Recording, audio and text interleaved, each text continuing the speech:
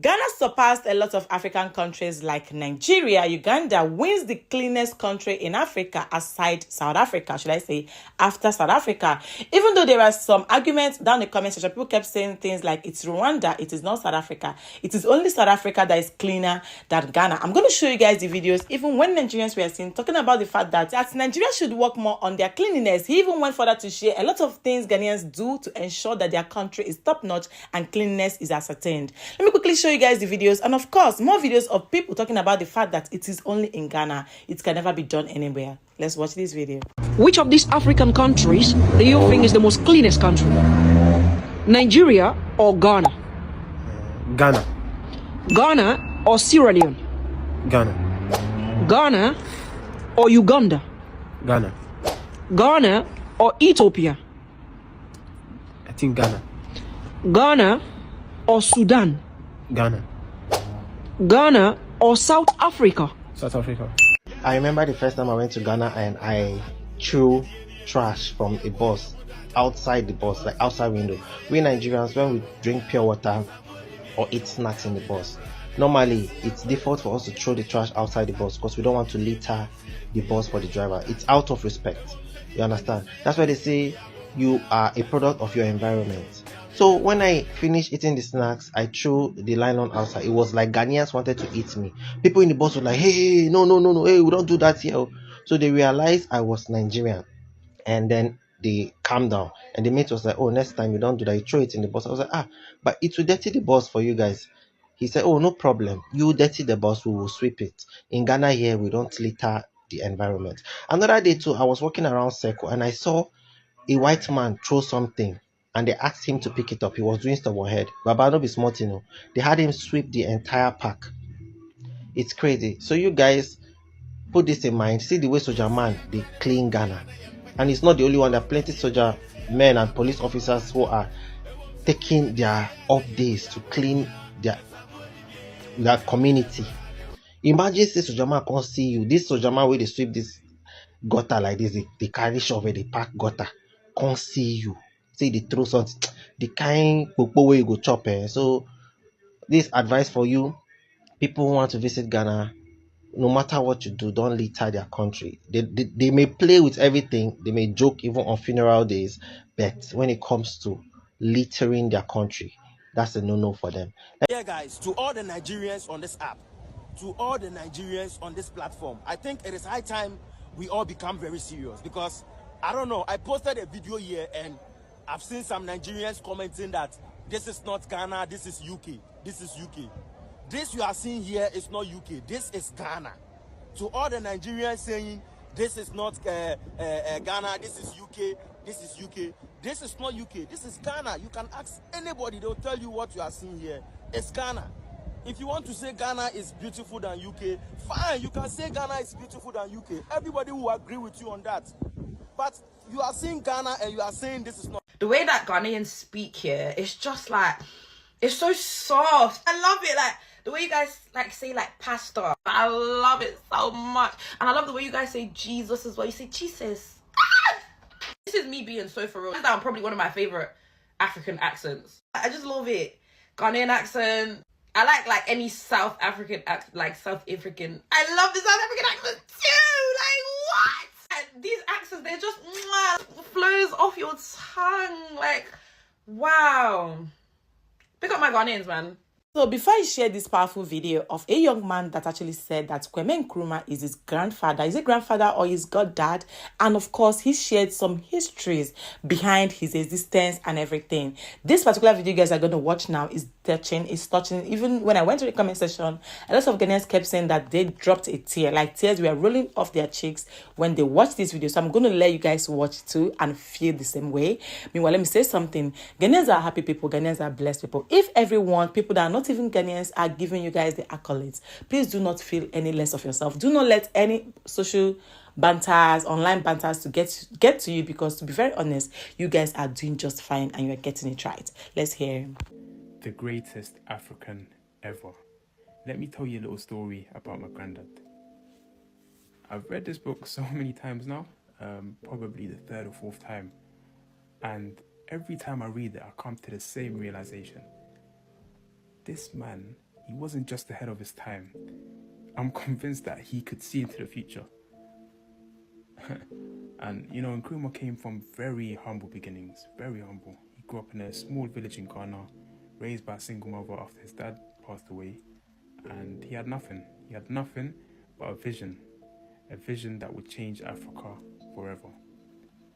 So he decided to leave everything in Ghana and move to America to study.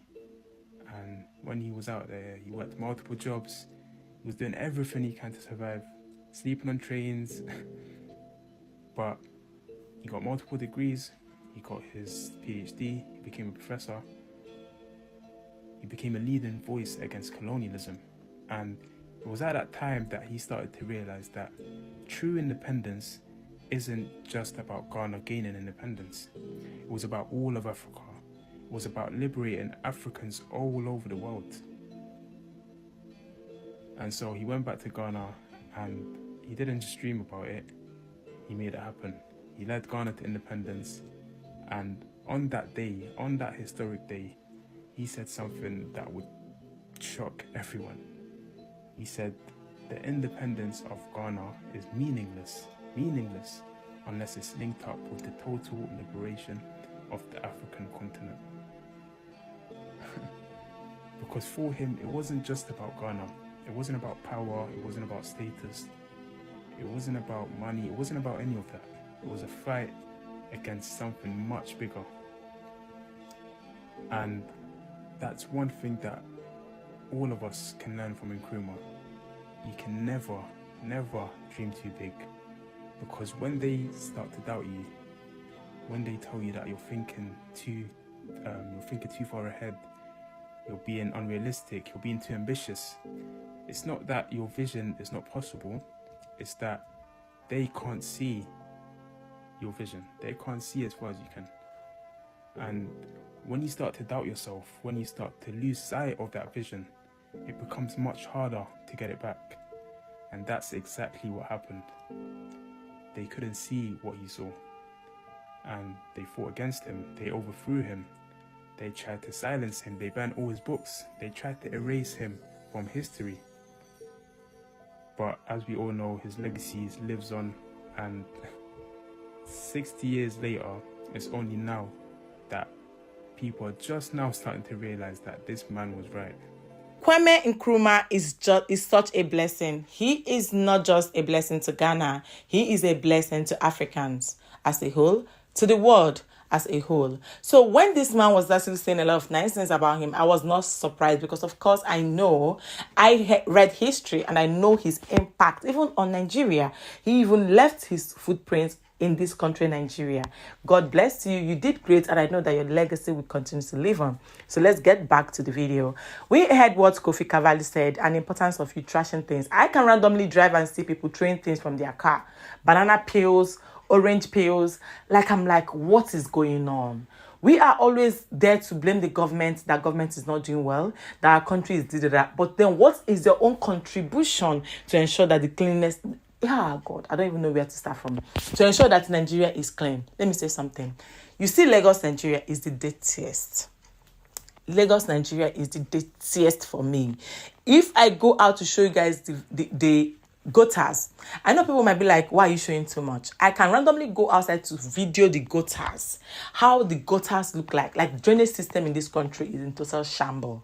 I can give accolades to Cross River, I can give accolades to Enugu. These places are clean, but you see Onitsha, Lagos, or just maybe because they are highly populated. When it comes to states that are quite populated in this Nigeria as a whole, aside the north, the Kano, Kaduna, you see Lagos, you see Onitsha, those places. But then why can't they do better when it comes to cleanliness?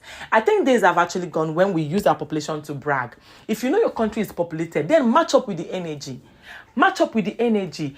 Government cannot literally do everything for you. There is going to be your own way of contributing to the government. What are you doing? That your neighbor that is always constantly dropping sachet water, pills, packs, train biscuit sachets all over the places. What have you done to ensure that this person disposes the dustbin properly? Can you see the number of countries that Ghana has actually superseded to win the best cleanliness in Africa? And you guys are bragging, making mouth and all that. See, it's not about we're not being patriotic enough. It is the bitter truth. When the copper said that Lagos is smelling, why she was dragged for saying the truth? But is it not true? Is it not true? If you're living in Lagos, Nigeria, can you come out and debunk that Lagos is not smelling? No matter where you are, even island, everywhere they ooze. Like the quality of air coming out from Lagos is very poor. That if you're not serious, you can go down with typhoid and infection. Let's work on our cleanliness because it's actually very crazy. I went to the comment section as always. People kept saying things like, for the fact that Ghana surpasses Nigeria, they're okay. They don't care if Rwanda or South Africa actually topped, but for the fact that Nigeria is below them, they are fine. And that is what Nigeria deserves. Let us work more on our cleanliness and make this country. No, not be every time and they drag President Tinubu up and down. What is your own contribution in that your circle, in that your area? How are you ensuring cleanliness in your location? Let me know what you guys think in the comments. Do you agree with him with the figures, the countries that are actually the cleanest, or do you think it's Rwanda, aside South Africa? Some people even said that Ghana is neater than South Africa. I'll see you guys shortly in my next video.